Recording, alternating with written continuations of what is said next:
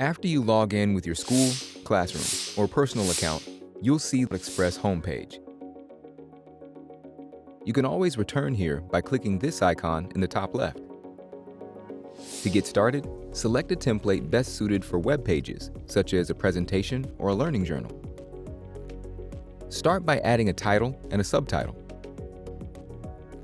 Click the plus button to add a cover photo by uploading your own image, or select Find Free Photos to search through a built-in library of royalty-free images.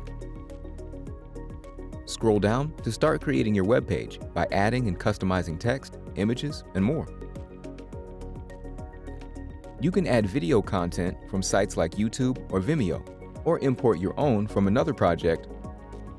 Decide the best sharing option for you and your classroom.